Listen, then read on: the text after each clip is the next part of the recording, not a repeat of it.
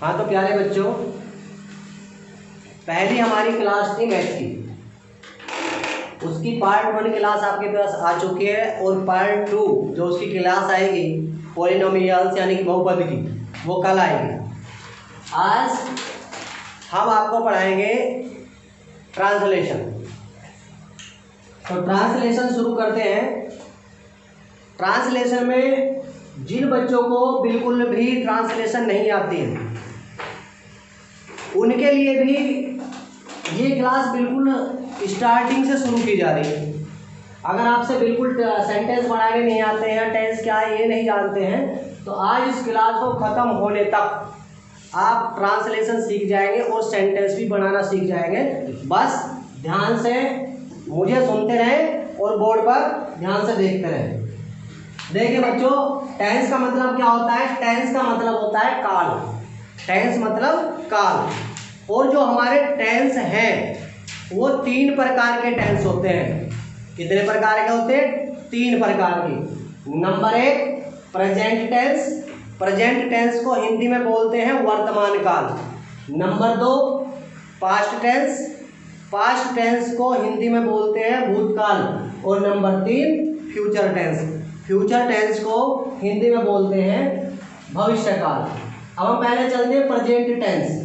Present tense का मतलब वर्तमान काल। इसका मतलब जो हम अब वर्तमान में काम कर रहे हैं, जैसे मैं पढ़ा रहा हूँ तो ये वर्तमान काल में है। तो वर्तमान काल की पहचान के लिए आपको याद रखना है कि जिन भी सेंटेंसेस के बाद में है हूँ हो आएगा, मतलब प्रेजेंट टेंस का मतलब तुम्हें ये याद रखना है कि है हूँ हो अगर किसी सेंटेंस के या वाक्य के बाद में है तो वो तुमको समझना है कि वो टेंस है प्रेजेंट टेंस। इसी तरह पास्ट टेंस। पास्ट टेंस का मतलब हिंदी में होता है भूतकाल, अर्थात जो काल चला गया है, जो बीत चुका, उसको हम पास्ट टेंस बोलते हैं। और ये आपको किस तरह याद रखना है? ये याद रखना है आपको था थी थे। मतलब पास्ट टेंस का मतलब होता है था थी थे, अर्थात जिन वाक्यों के लास्ट में तुम्हें था थी थे लगा मिले तो समझ लीजिए कि वो जो है पास्ट टेंस है। जैसे एग्जाम्पल लेते हैं हम, वह घर जा रहा था, वह खाना खा रहा था, वहाँ एक शेर था, मैं उसके साथ था। तो इन सभी वाक्यों के बाद में क्या आ रहा है? था थी थे। तो था थी थे का मतलब क्या होता है? Past tense. समझ में आ गया? प्रेजेंट टेंस का मतलब है हूँ हो। जिनके लास्ट में है हूँ हो आएगा वहाँ प्रेजेंट टेंस होगा। पास्ट टेंस का मतलब था थी थे। जिन वाक्यों के लास्ट में था थी थे लगा आएगा वहाँ कौन सा टेंस समझोगे आप? Past tense. और तीसरा है फ्यूचर टेंस। फ्यूचर का मतलब होता है भविष्य काल, मतलब जो अब आगे आने वाला समय है, जो आगे आएगा समय, उसको हम भविष्य काल बोलते हैं। और उसकी पहचान होती है गा गी गे, यानी कि जिन वाक्यों के बीच में गा गी गे आएगा वहाँ समझना है आपको फ्यूचर टेंस। कौन सा समझना है? Future tense. तो अब ये आपकी समझ में आ गए।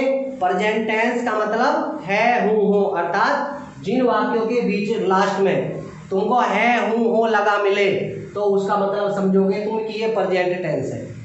जैसे वह एक कुत्ता है, मैं यहाँ हूँ, वह मेरे साथ है। तो इनके लास्ट में क्या आ रहा है? हूँ हो। तो जिनके लास्ट में सेंटेंस के लास्ट में है हूँ हो आएगा वो आपको प्रेजेंट टेंस समझना है। पास्ट टेंस मतलब जहाँ जिन वाक्यों के भी अंत में था थी थे आ जाए। था थी थे, जैसे वह कौन था, तुम कहाँ थे, इनमें क्या रहा है? लास्ट में था थी थे। अगर वाक्यों के लास्ट में था थी थे आ जाए तो वो तुमको पास्ट टेंस समझना है। क्या समझना है? पास्ट। इसी तरह से अगर वाक्यों के लास्ट में गा गी गे आ जाए, जैसे तुम वहाँ कब जाओगे, वह यहाँ कब आएगा, क्या वह सोता रहेगा, तो जिनके लास्ट में गा गी गे आ जाएगा वो होगा फ्यूचर टेंस। अब ये आपको टेंस समझ में आ गए होंगे कि 3 प्रकार के टेंस होते हैं। प्रेजेंट टेंस मतलब है हूँ हो, पास्ट टेंस मतलब था थी थे, फ्यूचर टेंस मतलब गा गी गे। अब ये तो हो गए आपके 3 टेंस। अब इनमें से जो 3 टेंस है प्रत्येक के 4 भाग होते हैं, अर्थात 4 ही तो प्रेजेंट टेंस के होंगे। 4 ही पास्ट टेंस के होंगे और 4 ही फ्यूचर टेंस के होंगे। कौन कौन से?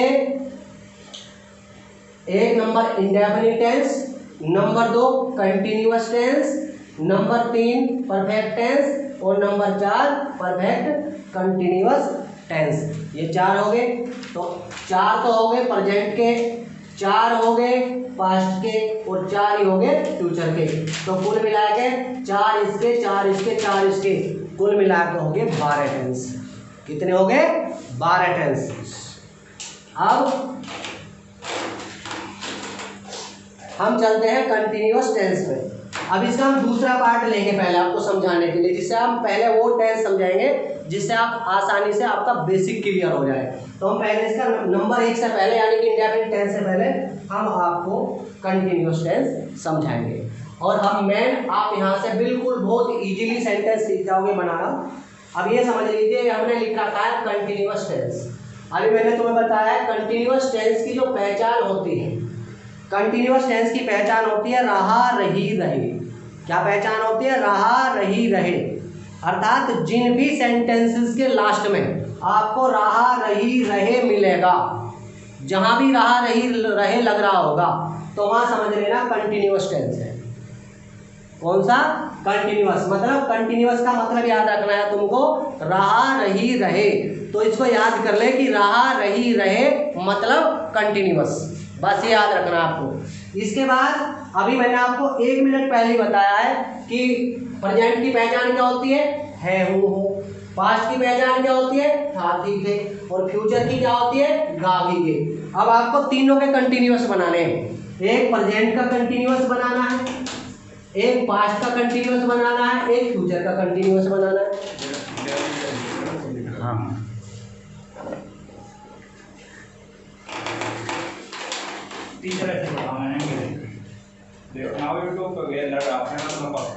एक प्रेजेंट का कंटिन्यूअस होगा, एक पास्ट का कंटिन्यूअस होगा, एक फ्यूचर का कंटिन्यूअस।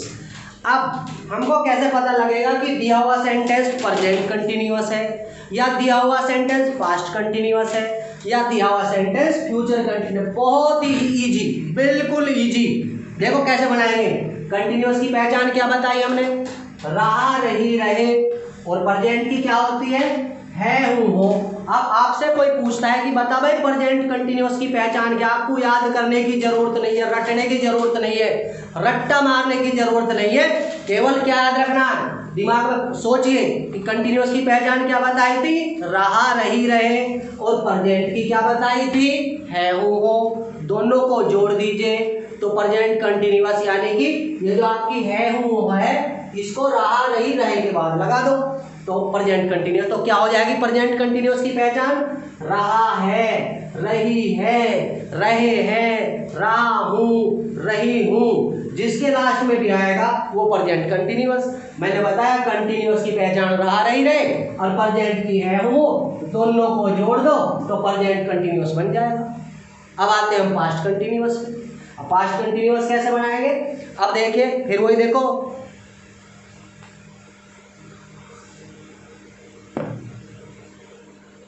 फिर देखिए यहाँ अब प्रेजेंट तो हो गया, कंटिन्यूअस की तो यही रहेगी पहचान, रहा रही रहे। अब आपको पास्ट कंटिन्यूअस बनाना है। अब पास्ट की पहचान क्या बताई थी आपको?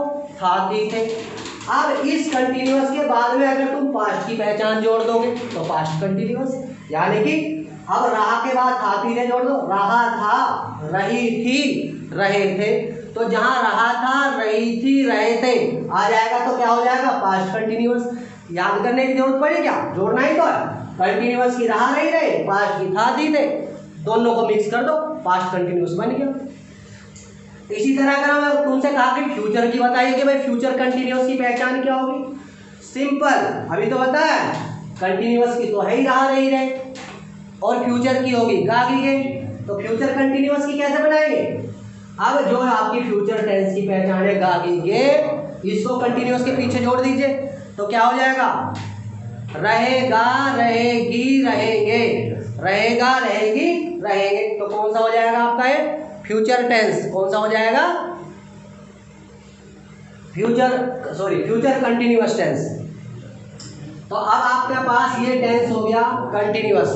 कंटिन्यूअस की पहचान कैसे याद रखोगे आप? कंटिन्यूअस का मतलब याद रखोगे आप, रहा रही रहे। क्या याद रखोगे? रहा रही रहे। और उसके साथ प्रेजेंट की जोड़ोगे, यानी कि अगर तुम कंटिन्यूअस रहा रही रहे के बाद प्रेजेंट की पहचान जोड़ दोगे, यानी कि है हूँ हो, तो ये टेंस हो जाएगा प्रेजेंट कंटिन्यूअस। अगर तुम रहा रही रहे के साथ पास्ट की पहचान जोड़ दोगे, यानी कि था थी थे, यानी कि रहा था रही थी रहे थे, तो ये हो जाएगा पास्ट कंटिन्यूअस। और अगर तुम इसके साथ फ्यूचर की पहचान जोड़ दोगे, गा गी गे, तो ये हो जाएगा, तो इससे पहचान हो जाएगी रहेगा रहेगी रहेंगे, तो ये हो जाएगा तुम्हारा फ्यूचर कंटिन्यूअस टेंस। तीन टेंस की पहचान आपके समझ में आ जाएगी, यानी प्रेजेंट कंटिन्यूअस भी आप समझ गए होंगे क्या होता है, पास्ट कंटिन्यूअस भी समझ गए होंगे आप क्या होता है, और फ्यूचर कंटिन्यूअस भी समझ गए होंगे आप क्या होता है। तीनों की पहचान समझ में आ गई। अब तीनों में एक चीज कॉमन है, जब तुम इन्हें इंग्लिश में ट्रांसलेट करोगे तो इसमें वर्ब भी आएगी, तो तीनों में एक चीज क्लियर है, चाहे वो प्रेजेंट का जहां भी रहा रही रहे लग रहा होगा, जहां भी लग रहा होगा रहा रही रहे, जिस सेंटेंस के अंदर भी लग रहा होगा, तो वहां आपको वर्ब की फर्स्ट फॉर्म में आईएनजी लगानी है। वर्ब की फर्स्ट फॉर्म में आईएनजी लगानी है। वर्ब क्या होती है, अभी मैं जब सेंटेंस एग्जांपल तो समझाऊंगा तब समझा दूंगा कि कहाँ आईएनजी कहाँ लगेगी। तो एक तो याद रखेंगे तुमको कि जब हम सेंटेंस बनाएंगे तो क्या लगेगा, वर्ब की फर्स्ट फॉर्म में आईएनजी लगेगी, जहां भी रहा रही रही आ रहा होगा। इसका मतलब नहीं है कि उसके पीछे क्या आ रहा है, उसके पीछे है हूँ फिर भी आईएनजी लगेगी, उसके पीछे था थी थे आएगा तो भी आईएनजी लगेगी, और रहा रही रही के बाद गागी क्या आएगा तो भी आईएनजी लगेगी। अर्थात एक चीज क्लियर है कि रहा रही रहे का मतलब कंटिन्यूअस टेंस, और कंटिन्यूअस टेंस का मतलब वर्ब की फर्स्ट फॉर्म में आईएनजी लगेगी लगेगी। अब आपको याद क्या करना है, इसमें केवल याद करनी है आपको इसमें हेल्पिंग वर्ब। हेल्पिंग वर्ब मतलब प्रेजेंट में लगता है is are am, is are am, past में लगेगा वाज और वर, और इसमें लगेगा शैल बी या विल बी, शैल बी या विल बी। आई और बी यानी कि मैं और हम, यदि आपका हिंदी में सेंटेंस दिया है कि मैं घर जा रहा हूँ, मैं हम, यानी कि आई और बी यदि सब्जेक्ट है तो उनके साथ शैल भी लगता है, और अगर अन्य सब्जेक्ट है सबके साथ विल भी लगेगा। तो यहाँ से आपने क्या सीखा, अब तक क्या सीखा आपने? अब तक आपने सीखा कि टेंस तीन प्रकार के होते हैं। नंबर एक प्रेजेंट टेंस, प्रेजेंट टेंस का मतलब है हूँ होता है। नंबर दो पास्ट टेंस, पास्ट टेंस का मतलब था थी थे होता है। नंबर तीन फ्यूचर टेंस, फ्यूचर टेंस का मतलब गा गी गे होता है। और फिर आपने सीखा कि प्रत्येक टेंस के चार भाग भी होते हैं। नंबर एक इंडेफिनिट टेंस, नंबर दो कंटिन्यूअस टेंस, नंबर तीन परफेक्ट टेंस, और नंबर चार परफेक्ट कंटिन्यूअस टेंस। हमने पहले इजी वाला टॉपिक लिया आपका कंटिन्यूअस टेंस। कंटिन्यूअस टेंस का मतलब क्या होता है, रहा रही रहे, मतलब जहां भी रहा रही रहे जिस वाक्य में लगा मिलेगा आपको उसे कंटिन्यूअस टेंस समझना है। क्या समझना है? Continuous tense. फिर हमने अब कंटिन्यूअस है तो तीनों टेंस होंगे कंटिन्यूअस होंगे, प्रेजेंट का भी होगा, पास्ट का भी होगा, फ्यूचर का भी होगा। तो अगर हमसे पूछता है कोई बताइए भाई प्रेजेंट कंटिन्यूअस की पहचान बताओ क्या होता है, या कोई सेंटेंस दे दिया तो बताओ कौन सा टेंस है, तो प्रेजेंट कंटिन्यूअस का है तो हमने देखा भाई है हूँ हो, अगर आ रहा है तो प्रेजेंट है, और रहा रही रहे के बाद अगर है हूँ लग रहा है तो प्रेजेंट कंटिन्यूअस है। तो प्रेजेंट कंटिन्यूअस की पहचान क्या हो जाएगी, रहा है रही है रहा हूँ रही हूँ। पास्ट की क्या हो जाएगी, रहा था रही थी रहे थे। और फ्यूचर कंटिन्यूअस की क्या हो जाएगी, रहेगा रहेगी रहेंगे। तो इन तीनों की पहचान आपको समझ में आ गई होगी। इसके बाद फिर हम एक चीज मैंने कॉमन बताई है कि जहां भी रहा रही रहे जिन वाक्यों के बीच में आएगा उन सब में आईएनजी लगेगी वर्ब की फर्स्ट फॉर्म में, जहां भी रहा रही रहे आएगा। और चाहे उसमें वो प्रेजेंट कंटिन्यूअस हो, चाहे वो पास्ट कंटिन्यूअस हो, चाहे वो फ्यूचर कंटिन्यूअस हो, सब में आईएनजी लगेगी। हेल्पिंग वर्ब अगर प्रेजेंट कंटिन्यूअस का है तो एक वचन के साथ इज, बहुवचन के साथ आर और आई के साथ एम। अगर पास्ट कंटिन्यूअस है तो एक वचन के साथ वाज लगेगा, बहुवचन के साथ वर लगेगा। और अगर फ्यूचर कंटिन्यूअस है तो आई वी के साथ शैल भी लगेगा और सभी के साथ विल भी लगेगा। तो ये आपके रूल है। अब हम लेंगे तो अब देखते हैं बच्चों, अभी पढ़ाया तो ये समझ में आ गया तुम्हारे कि कंटिन्यूअस टेंस का मतलब रहा रही रहे और प्रेजेंट का मतलब है वो। तो अगर आपसे कोई बात करता है प्रेजेंट कंटिन्यूअस की पहचान बताओ, तो दिमाग के अंदर तुम्हें रखना है कि कंटिन्यूस का मतलब रहा रही होता है, प्रेजेंट का मतलब है वो होता है, तो दोनों को जोड़ दो। तो अब हम लेते हैं एग्जाम्पल। अब एग्जाम्पल में देखिए ये तो है आपका मतलब टेंस। अब टेंस के सेंटेंस जो होते हैं प्रकार होते हैं, जैसे इसमें अफर्मेटिव सेंटेंस भी आएंगे, निगेटिव भी आएंगे और इंट्रोगेटिव भी आएंगे। अब हम पहले अफर्मेटिव लेके चलेंगे। आज हम आपको दो ही समझाएंगे, अफर्मेटिव और निगेटिव। इंट्रोगेटिव और अगला टेंस अगले उसमें क्लास में हम डिस्कस करेंगे। तो अब हम लेके चलेंगे अफर्मेटिव सेंटेंसेस। अब हमको पहले तो यही समझना है कि अफर्मेटिव सेंटेंसेस कैसे होते हैं। ये उसका फार्मूला है, इसे आप नोट कर लेना और याद भी कर लेना है। सभी अफर्मेटिव का मतलब कॉमन फार्मूला है, किसी एक टेंस का नहीं है, एक सेंटेंस का नहीं है, सब में लगेगा, चाहे वो पास्ट इंडेफिनिट का अफर्मेटिव किसी का भी हो, ये कॉमन फार्मूला है, कॉमन लिखा है हमने, स्पेशल ने लिखा। बस 4 ही फार्मूला याद करने हैं आपको और ज़्यादा याद नहीं करना है, रट्टा नहीं मारना है, बस समझना है। तो पहला हम ये समझेंगे अफर्मेटिव सेंटेंसेस कैसे होते हैं। अफर्मेटिव सेंटेंसेस होते हैं जिनमें काम करने की हमें परमिशन मिलती है, जैसे वह जा रहा है, हम पढ़ रहे हैं, कुत्ते भौंक रहे हैं, वे खेल रहे हैं। तो ये सब कैसे हैं, अफर्मेटिव। दूसरी पहचान और तरीके से मैं तुम्हें इजीली बताता हूँ। एक तो नहीं ना रहा हो उसमें, और एक कोई भी पर्सन सूचक शब्द ना रहा हो। नहीं ना रहा हो और पर्सन सूचक शब्द ना रहा हो तो समझ लो अफर्मेटिव है।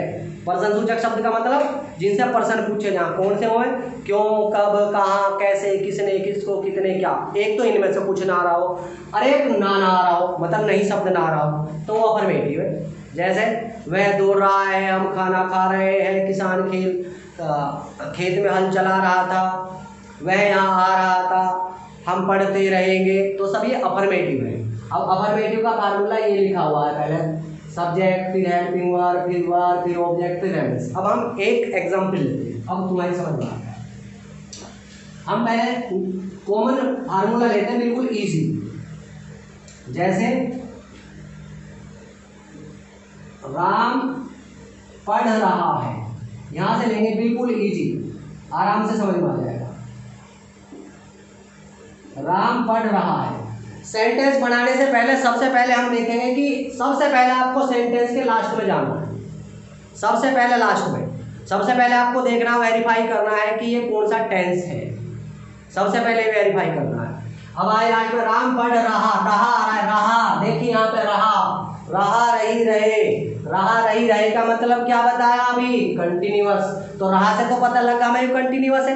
अब इसके लास्ट में है आ रहा है, देखो है आ रहा है, तो देखो रहा का मतलब कंटिन्यूअस और है का मतलब प्रेजेंट, तो कौन सा टेंस हो गया, प्रेजेंट कंटिन्यूअस। कौन सा हो गया, प्रेजेंट कंटिन्यूअस। तो कहाँ जाना है सेंटेंस बनाने से पहले, बिल्कुल बाद में, लास्ट में सेंटेंस के। यहाँ क्या आ रहा है आपको, रहा है आ रहा है, तो रहा से आपने लगा लिया, रहा का मतलब कंटिन्यूअस और है का मतलब प्रेजेंट, तो यह सेंटेंस होगा, टेंस होगा प्रेजेंट कंटिन्यूअस। अब दूसरे में क्या देखेंगे, फिर हमें देखेंगे कि अफर्मेटिव है, निगेटिव है या इंट्रोगेटिव है। अब अफर्मेटिव होने के लिए क्या नहीं होना चाहिए इसमें, एक तो नहीं होना है, कहीं इसमें नहीं है, कोई पर्सन सूचक शब्द भी नहीं है। कौन कौन से, क्यों, कब, कहाँ, कैसे, किसने, किसको, कितने, क्या है इसमें, कहीं नहीं है।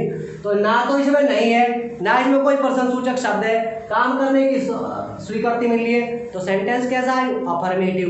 कैसा है, अफर्मेटिव। अब अफर्मेटिव को बनाने का फार्मूला ये लिखा हुआ है, देखो पर पहले क्या लिखा है, सब्जेक्ट। अब तुम्हें सब्जेक्ट छांटना है, बहुत से बच्चों को नहीं पता होगा, अभी जो छोटे बच्चे हैं उन्हें नहीं पता होगा सब्जेक्ट क्या होता है। तो सब्जेक्ट होता है बच्चों जो सेंटेंस में काम करता है। राम पढ़ रहा है, तो अभी लगा लीजिए कौन लगाओ इसमें, कौन या किसने लगाओगे तो उत्तर आ जाएगा तुम्हारा। राम पढ़ रहा है, कौन पढ़ रहा है, राम, तो सब्जेक्ट क्या होगा इसमें, राम। तो इसका मतलब सबसे पहले हमारा सूत्र में क्या है, सब्जेक्ट, तो सबसे पहले हम सब्जेक्ट ही लगाएंगे। सब्जेक्ट क्या है, राम, तो सब्जेक्ट लगा दिया हमने राम, लग गया। दूसरा यहाँ क्या करिए, हेल्पिंग वर्ब, यानी कि राम के बाद आएगी हेल्पिंग वर्ब। हेल्पिंग वर्ब कौन कौन होती है आपकी, हेल्पिंग वर्ब होती है आपकी ये जो होती है is, are, am, was, were, shall, will, ये सब आपकी हेल्पिंग वर्ब होती है। अब हमें देखना है कि राम के बाद हेल्पिंग वर्ब लगानी है हमको, तो कौन सा टेंस था भाई आपका, रहा है मतलब प्रेजेंट कंटिन्यूअस। तो प्रेजेंट कंटिन्यूअस में कौन सी हेल्पिंग वर्ब लगती है, प्रेजेंट कंटिन्यूअस में ये हेल्पिंग वर्ब लगती है, इज, आर, एम, यानी कि एक वचनकर्ता के साथ इज, यानी कि सब्जेक्ट अगर आपका एक है तो इज एक से ज्यादा है तो आर और आई है सब्जेक्ट यानी कि हिंदी में मैं, तो फिर एम लगेगा। तो अब देखना है कि राम सब्जेक्ट है इसमें। अब आपको देखना है कि एक वचन है या बहुवचन है, अर्थात एक है राम या एक से ज्यादा है, तो राम तो एक ही है ना, तो राम हुआ एक वचन तो हेल्पिंग वर्ब लगेगी इज, तो राम के बाद हमने लगा दिया हेल्पिंग वर्ब इज।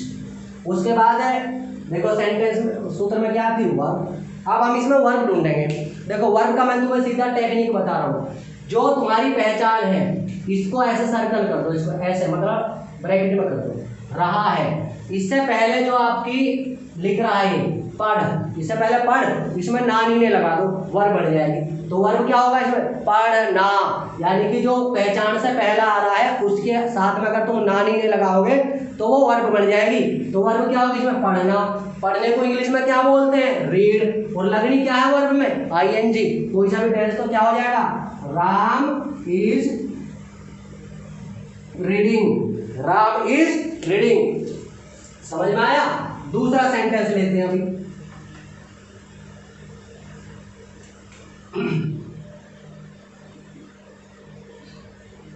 बच्चे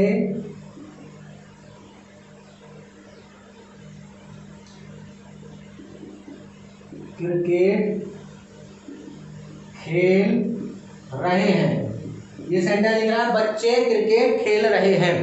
फिर वही जाइए लास्ट में, सबसे पहले वेरीफाई करना है टेंस कौन सा है।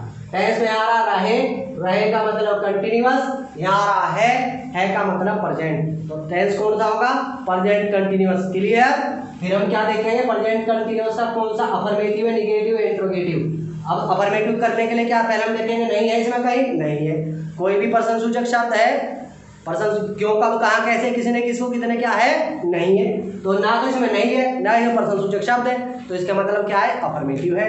अब इसे कैसे बनाएंगे, फिर आ जाइए वही सूत्र, पहले सब्जेक्ट सब्जेक्ट सब्जेक्ट कैसे छाटेंगे, क्रिकेट कौन खेल रहा है बच्चे, कौन लगा दीजिए उत्तर आ जाएगा सब्जेक्ट में, तो बच्चे सब्जेक्ट क्या होगा बच्चे, तो हो जाएगा चिल्ड्रेन, क्या हो जाएगा चिल्ड्रेन।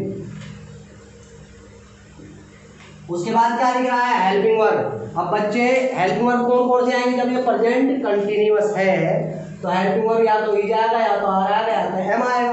तो आर कैसा है बहुवचन, तो कौन सी हेल्पिंग वर्ब लगेगी फिर इसमें चिल्ड्रेन, एक वचन है बहुवचन है, मतलब एक है या एक से ज्यादा है, अगर एक है तो इज लगेगा, एक से ज्यादा है तो क्या लगेगा आर लगेगा, तो क्या हो जाएगा children are playing cricket, children are playing cricket. शायद समझ में आया होगा थोड़ा थोड़ा समझ में। अभी और लेते हैं सेंटेंस, 2-4 एग्जांपल लूंगा अभी समझ में आ जाएंगे।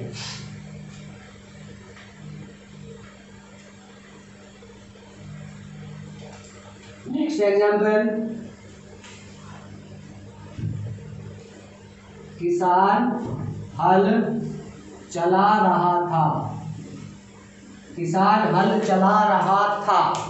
सेंटेंस देखिए बोर्ड पर क्या लिखा हुआ है, किसान हल चला रहा था, समझिए रहा रहा रही रहे, क्या बताया मतलब कंटिन्यूअस, तो रहा रही रहे रहा कंटिन्यूअस। अब क्या रहा है था, ध्यान से देखिए दिमाग पर जोर दीजिए, क्या दिमाग पे क्लिक कर रहा है, था रहा यहाँ पर था किसकी पहचान है पास्ट की। अब ये प्रेजेंट नहीं होगा, क्यों, क्योंकि रहा के बाद किसकी पहचान आ गई पास्ट की, रहा के बाद आ गया था थी थे, इसकी पहचान होती है पास्ट टेंस की। तो अब कौन सा टेंस होगा ये पास्ट कंटिन्यूअस टेंस, कौन सा टेंस होगा पास्ट कंटिन्यूअस टेंस। तो पास्ट कंटिन्यूअस टेंस अब करना क्या है वही होगा, कुछ नहीं केवल हेल्पिंग वर्ब बदलेंगे। पहले क्या लगता था सब्जेक्ट, अब भी सब्जेक्ट ही लगेगा, पहले किसान है सब्जेक्ट तो लगा द फार्मर, इसके बाद क्या लगेगी हेल्पिंग वर्ब। अब हेल्पिंग वर्ब कौन सी लगेगी, अब ये इज आर एम थोड़ी लगेगी इसमें, क्योंकि प्रेजेंट कंटिन्यूअस नहीं है पास्ट कंटिन्यूअस है, तो अब पास्ट कंटिन्यूअस वाली हेल्पिंग वर्ब लगेगी, या तो वाज लगेगी या तो वर्ब लगेगा। अब अगर किसान एक है तो एक वचन के साथ वाज लगता है, और ये आपका सब्जेक्ट ज्यादा होते हैं एक से ज्यादा तो फिर वर्ब लगता। तो किसान क्या है एक वचन है ना, तो एक वचन के साथ क्या लगेगा हेल्पिंग वर्ब वाज, तो दी फॉर्मर वाज। फिर वर्ब देखेंगे, वर्ब कैसे बताया था मैंने, रहा था, करीब ब्रैकेट, इससे पहले क्या लिखा, चला, तो चलाना, हल चलाना वर्ब है, तो the farmer was to ploughing होता है हल चलाना, प्लो माने होता है हल चलाना, और इसमें लग जाएगी ING, तो the farmer was to ploughing. समझ में आया? चलिए और एक एग्जाम्पल लेते हैं अफर्मेटिव वाली।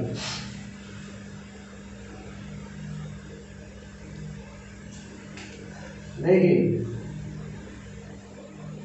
हम पढ़ते रहेंगे, हम पढ़ते रहेंगे, तो हम पढ़ते रहेंगे कैसे बनाएंगे, पढ़ते रहेंगे। अब पहले देखेंगे कौन सा टेंस है, रहे आ रहा है, रहे और गागी के, रहे के बाद गागी के आ रहा, देखो कौन सा टेंस होगा, रहा रही रहे के बाद गागी के आ रहा है, तो अब कौन सा टेंस होगा, फ्यूचर कंटिन्यूअस। कौन सा होगा, फ्यूचर कंटिन्यूअस। तो फ्यूचर कंटिन्यूअस में वही पहले सब्जेक्ट, सब्जेक्ट क्या है इसमें, हम, तो हम का क्या लगेगा, वी, क्या लगेगा, वी लगेगा। और इसमें हेल्पिंग वर्ब देखेंगे, इसके बाद हेल्पिंग वर्ब आएगी, तो हेल्पिंग वर्ब क्या लगती है फ्यूचर में, अगर आई और वी सब्जेक्ट, जैसे हम वी सब्जेक्ट आ रहा, तो आई और वी के साथ सेल बी लगेगा और सबके साथ विल भी लगेगा, तो हेल्पिंग वर्ब क्या रह जाएगी, we shall be reading, we shall be reading. ये हो गया आपका फ्यूचर कंटिन्यूअस का अफर्मेटिव। तो अब तक मैंने तुम्हें समझा दिए अफर्मेटिव सेंटेंस, मैंने आज आपको समझाया है तीनों का मतलब, मैंने तुम बताया टेंस क्या होते हैं, टेंस कितने प्रकार के होते हैं, 3, प्रेजेंट पास्ट फ्यूचर, तीनों की पहचान बताई। प्रेजेंट का मतलब समझोगे तुम है हो, पास्ट का मतलब था थी थे, फ्यूचर का मतलब गागी गे। उसके बाद बताया मैंने तुम्हें प्रत्येक टेंस के होते हैं 4 भाग, जैसे number 1 indefinite, number 2 continuous, number 3 perfect और नंबर 4 परफेक्ट कंटिन्यूअस। आज हमने लिया पहले कंटिन्यूअस टेंस, तो तीनों के अलग अलग कंटिन्यूअस होंगे, प्रेजेंट का कंटिन्यूअस अलग, पास्ट का कंटिन्यूअस अलग और फ्यूचर का कंटिन्यूअस अलग। कंटिन्यूअस की पहचान होती है कॉमन, रहा रही रहे। अब तुम इसके साथ प्रेजेंट की पहचान जोड़ोगे तो प्रेजेंट कंटिन्यूअस हो जाएगा, पास्ट की जोड़ोगे तो पास्ट और फ्यूचर की जोड़ोगे तो फ्यूचर। फिर मैंने तीनों के आज आपको अफर्मेटिव समझा दिए, प्रेजेंट का भी अफर्मेटिव समझाया है, पास्ट का भी अफर्मेटिव समझाया और फ्यूचर का भी अफर्मेटिव समझाया है। आज ये क्योंकि इंग्लिश ग्रामर की पहली ही क्लास है और पहली क्लास में आज मैंने आपको इसका बेसिक समझाया है। नेक्स्ट क्लास में हम इसके नेगेटिव और इंटरोगेटिव जो सेंटेंस है उनके बारे में डिस्कस करेंगे, यानी कि जो नेक्स्ट क्लास आएगी उसमें आपके तीनों टेंस कंप्लीट हो जाएंगे कंटिन्यूअस के। उसके बाद फिर हम नेक्स्ट लेंगे। तो अगर आपको कोई भी समस्या हो, समझ में ना आए, तो आप कमेंट्स करके व्हाट्सएप पे बता सकते हैं। और जो आपको होमवर्क करना है वो बुक से करना है, जो बुक में इसकी एक्सरसाइज दी होगी, प्रेजेंट कंटिन्यूअस की, पास्ट कंटिन्यूअस की, फ्यूचर कंटिन्यूअस की, जो आपके पास बुक है उस बुक से तीनों की अफर्मेटिव की एक्सरसाइज कंप्लीट करनी है। और बाद में ये वीडियो आपको अपने दोस्तों के साथ शेयर करनी है, लाइक करनी है और सब्सक्राइब करनी है।